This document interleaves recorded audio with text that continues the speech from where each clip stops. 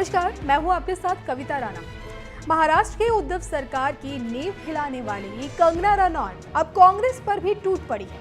लोकसभा से पास हुए जिस किसान बिल का कांग्रेस विरोध कर रही है, उसी किसान बिल के बहाने कंगना रनौत ने कांग्रेस समेत तमाम विरोधियों पर जमकर हमला बोला है।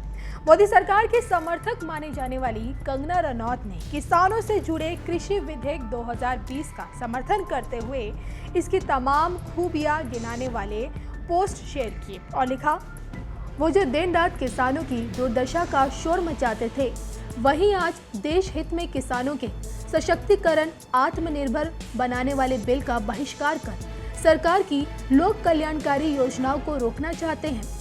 इन दुखी लोगों के दुख शायद कभी खत्म नहीं होंगे।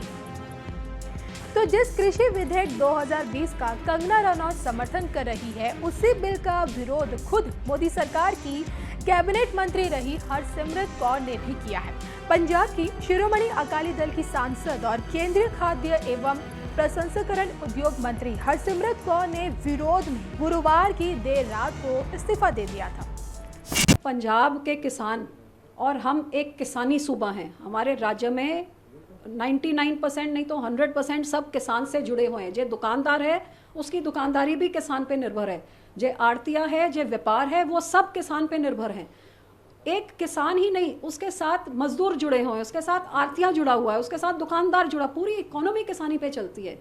जो ये किसानों को लग रहा है हमारा एग्जिस्टिंग ढांचा हिल के प्राइवेट प्लेयर्स आके हमारा भविष्य नष्ट कर देंगे, जिस करके वो सड़कों पे उतरे हुए हैं। तो क्या इनकी सुनवाई नहीं होनी चाहिए? इनकी शंकाएं दूर नहीं होनी चाहिए?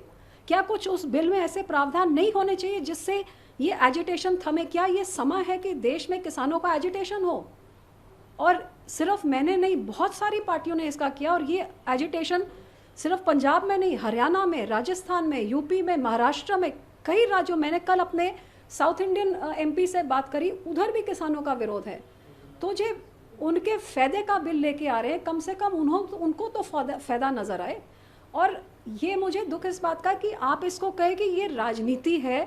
भाई, किसान के ऊपर क्या राजनीति है? जे ठीक है, राजनीति में वो एक बारी भड़काया जा सकता है, 2 बारी भड़काए, लेकिन लगातार जो 2-2 महीने सड़कों पे बैठा है, फिर उसके मन में डर है।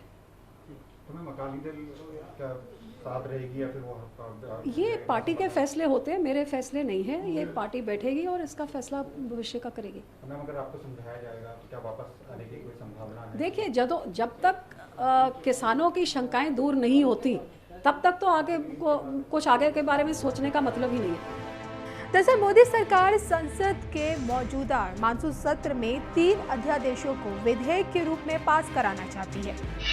किसान उपज व्यापार और वाणिज्य बिल 2020, आवश्यक वस्तु बिल 2020 और मूल्य आश्वासन, कृषि सेवाओं पर किसान समझौता बिल 2020। इनमें 2 लोकसभा में पारित हो चुके हैं और जिसके बाद से ही बिल के खिलाफ विरोध के सुर तेज होने लगे हैं। बीजेपी के सहयोगी अकाली दल समेत तमाम विपक्षी पार्टियां इस कृषि विधेयक 2020 को किसान विरोधी बताने पर तुली हुई है और सियासी दलों को चिंता सता रही है कि इन कानूनों की वजह से किसान मजबूर बन जाएंगे और न्यूनतम समर्थन मूल्य यानी कि एसएसपी भी खत्म हो जाएगी। जबकि दूसरी तरफ कमीशन एजेंटों को अपना कमीशन खत्म होने का डर सता रहा है। इन विधेयकों के विरोध में उतरे कांग्रेस, अकाली दल, सपा समेत तमाम विपक्षी पार्टियों की बयानबाजी के बीच खुद पीएम मोदी ने देश भर के किसानों को इन विधेयकों के बारे में समझाया। देश के किसानों के कल्याण की दिशा में, कृषि सुधारों की दिशा में कल देश के लिए बहुत ही महत्वपूर्ण दिन था। कल विश्वकर्मा जयंती के दिन लोकसभा में ऐतिहासिक कृषि सुधार विधेयक पारित किए गए हैं। इन विधेयकों ने हमारे अन्नदाता किसानों को अनेक बंधनों से मुक्ति दिलाई है। आजादी के बाद किसानों को किसानी में एक नई आजादी देने का काम हुआ है। इन सुधारों से किसानों को अपनी उपज बेचने में और ज्यादा विकल्प मिलेंगे और ज्यादा अवसर मिलेंगे। मैं देश भर के किसानों को इन विधेयकों के पारित होने पर बहुत बहुत बधाई देता हूं। किसान और ग्राहक के बीच जो बिचौलिए होते हैं, जो किसानों की कमाई का बड़ा हिस्सा खुद ले लेते हैं, उनसे बचाने के लिए विधेयक लाए जाने बहुत आवश्यक थे। ये विधेयक किसानों के लिए रक्षा कवच बनकर के आए हैं।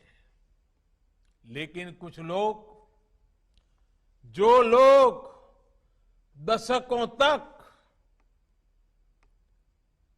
देश में शासन करते रहे हैं, सत्ता में रहे हैं, देश पर राज किया है, वो लोग किसानों को इस विषय पर भ्रमित करने की कोशिश कर रहे हैं, किसानों से झूठ बोल रहे हैं। साथियों, चुनाव के समय किसानों को लुभाने के लिए बड़ी बड़ी बातें करते थे, लिखित में करते थे, अपने घोषणा पत्र में डालते थे और चुनाव के बाद भूल जाते थे।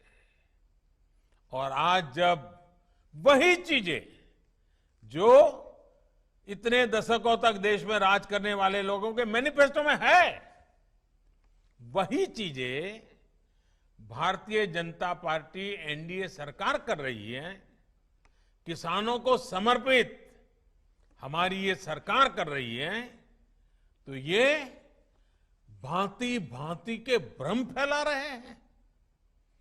जिस एपीएमसी एक्ट को लेकर अब ये लोग राजनीति कर रहे हैं, एग्रीकल्चर मार्केट के प्रावधानों में बदलाव का विरोध कर रहे हैं, उसी बदलाव की बात इन लोगों ने अपने घोषणा पत्र में भी लिखी थी।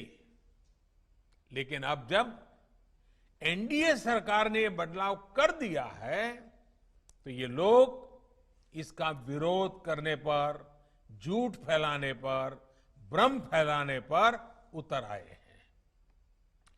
सिर्फ विरोध के लिए विरोध करने का ये एक के बाद एक अनेक उदाहरण सामने आ रहे हैं। लेकिन ये लोग ये भूल रहे हैं कि देश का किसान कितना जागृत है। वो ये देख रहा है कि कुछ लोगों को, किसानों को मिल रहे नए अवसर उनको पसंद नहीं आ रहे हैं। देश का किसान ये देख रहा है कि वो कौन से लोग हैं जो बिचौलियों के साथ खड़े हैं। साथियों, ये लोग एमएसपी को लेकर बड़ी बड़ी बातें करते थे, लेकिन कभी अपना वायदा पूरा नहीं किया।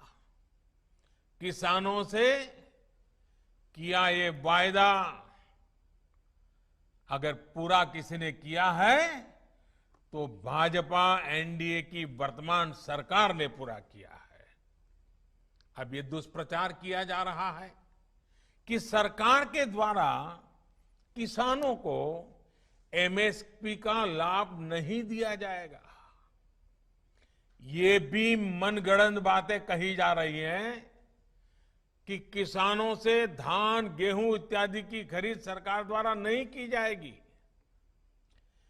ये सरासर झूठ है, गलत है, किसानों के साथ धोखा है।